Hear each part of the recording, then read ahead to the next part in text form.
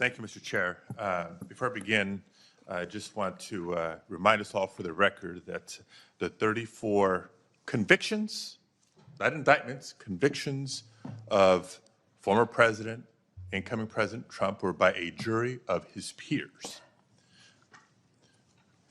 Thank you, Ms. Bondi, for being here today, and I too would like to welcome your family and friends who are here. Thank you. Appreciated the opportunity to meet yesterday to learn about your priorities and discuss a number of issues that are important to me. But I got to tell you, as I reflected on our conversation yesterday and as I've observed the hearing today, I continue to have significant reservations on your ability to function as a truly independent Attorney General for your friend. Let's say you keep referring to him, your friend, President-elect Trump. So I hope you can address some of these concerns through your responses to my questions here.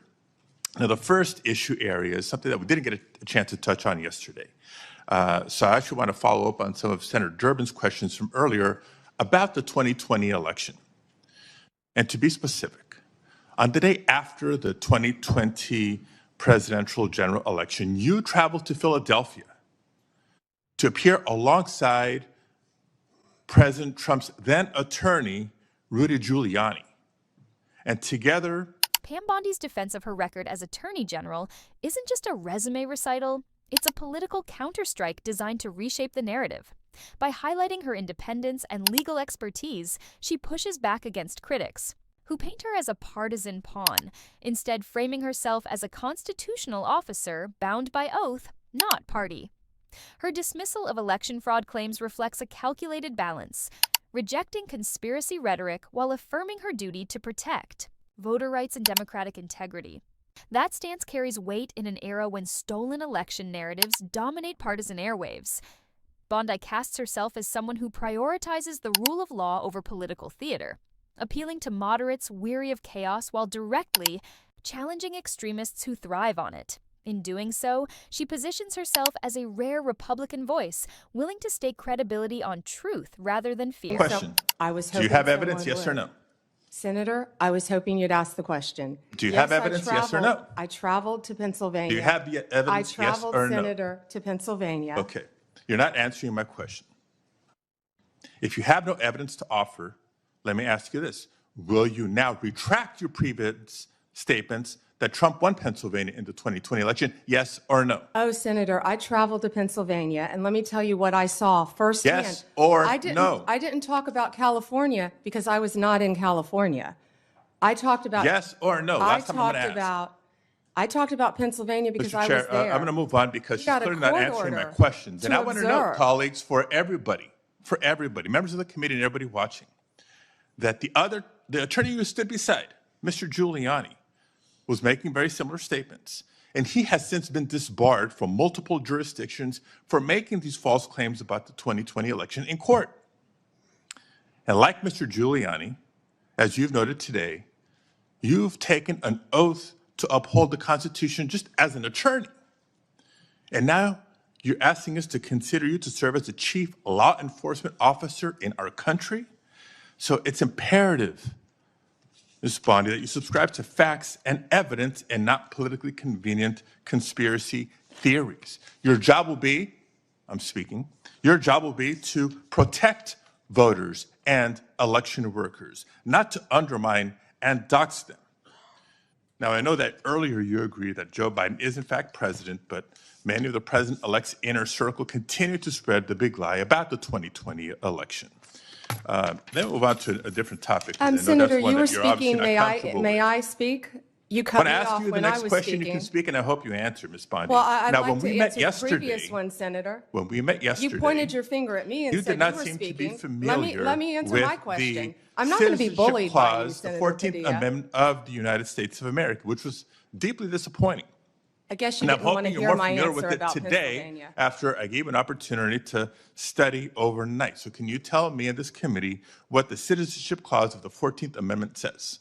Senator, I'm here to answer your questions. I'm not here to do your homework and study for you. If I am confirmed as Attorney You're the one General, asking for a confirmation hey, vote, you ma'am. cut me off. Can I please finish? What does the 14th Amendment say? Senator, Senator, the 14th Amendment, we all know, addresses birthright citizenship. I've been a state prosecutor. I've been a state AG. I look forward to, even given your remarks today, working with you and the people of California if I am confirmed as the 87th Attorney General of the United States of America.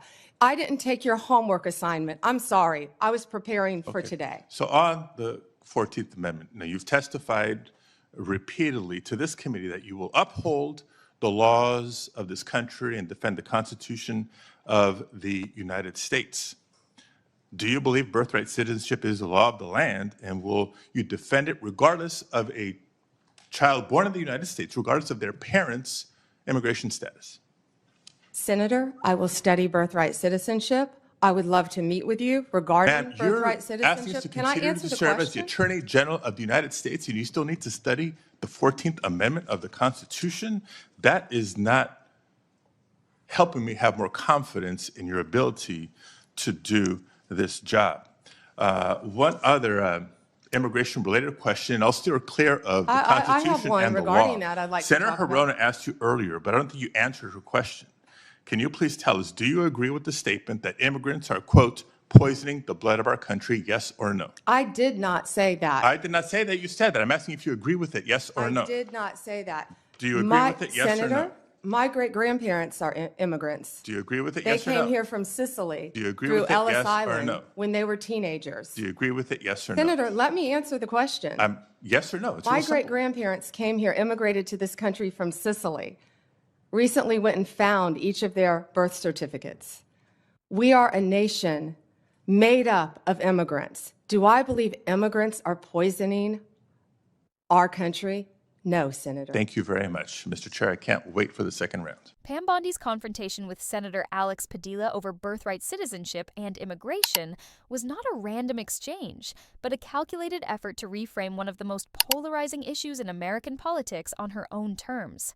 The setting itself mattered. Immigration debates have become ground zero in defining both party platforms and national identity, and Bondi chose this moment to both defend her conservative credentials and carve out space as a voice of moderation. By directly questioning Padilla's grasp of constitutional birthright protections, Bondi attempted to project authority and flip the spotlight. Instead of being put on defense for her own record, she made Padilla appear as if he was the one unsteady on constitutional ground. This was classic political maneuvering. Seize the moment, challenge the opponent's expertise, and shift the frame of the debate. It wasn't about producing new legal doctrine, it was about who appeared more credible in front of the cameras, and more importantly, in front of the public. Yet Bondi didn't stop at playing defense. Her broader declaration that America is a nation of immigrants and that newcomers are not inherently a threat to the country cut sharply against the louder, harder-edged rhetoric that dominates much of her party's base. In a Republican landscape where the phrase immigrant is often tied to fear, crime, or cultural change, Bondi's message stood out. She framed immigration not as a danger, but as a strength woven into the American story. That is not the kind of soundbite you typically hear on the partisan airwaves. This is where Bondi's strategy becomes clear. She was threading a political needle, trying to balance two competing imperatives. On one hand, she reaffirmed her conservative credentials by engaging Padilla on constitutional interpretation, planting her flag firmly on the rule of law and textual analysis. On the other hand, she signaled moderation by rejecting the nativist, fear-mongering that has too often defined Republican talking points. It was an attempt to present herself as tough, yet pragmatic, someone who believes in enforcement without endorsing xenophobia. That approach may resonate with a broader swath of voters than many realize. There is a sizable group of Americans who want border security and immigration laws enforced, but who also reject cruelty and chaos as governing strategies. For these voters, Bondi's tone, serious on law, respectful on humanity, hits a chord.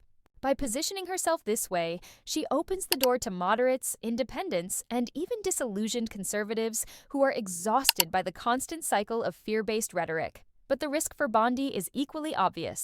By acknowledging immigrants as a strength, she risks alienating the very faction of her party that has turned immigration into its loudest and most emotional rallying cry. This faction thrives on anger, thrives on slogans, and thrives on framing immigration as an existential threat to the country. For them, Bondi's words could feel like betrayal, a softening of the battle lines at a moment when they want to hear uncompromising defiance. Politics today often punishes nuance, and Bondi is walking straight into that danger zone. What makes this moment fascinating is not just the clash itself, but what it signals about the broader direction of the Republican Party. Is there room for leaders who still invoke constitutional principles, who argue for enforcement without embracing conspiracy theories or demonization? Or is the party so captured by its most extreme voices that even a statement as historically accurate as "America is a nation of immigrants" becomes a political liability? Bondi's exchange with Padilla shines a light on that struggle. So, the question becomes, is Bondi's strategy a smart gamble or a dangerous miscalculation? On one hand, she presents herself as a rule of law conservative, grounded in constitutional interpretation and unwilling to bow to nativist hysteria. On the other hand, she risks being cast out by the loudest voices in her own base, voices that often define primaries and set the tone for party politics. One thing is certain, this confrontation wasn't just about immigration. It was about identity, about political courage, and about whether truth and pragmatism still have space in a political climate dominated by fear. So what do you think? Was Pam Bondi taking a bold stand or walking straight into political danger? Let us know your thoughts in the comments. And if you enjoyed this breakdown, make sure to hit that subscribe button, because the next one is even more controversial.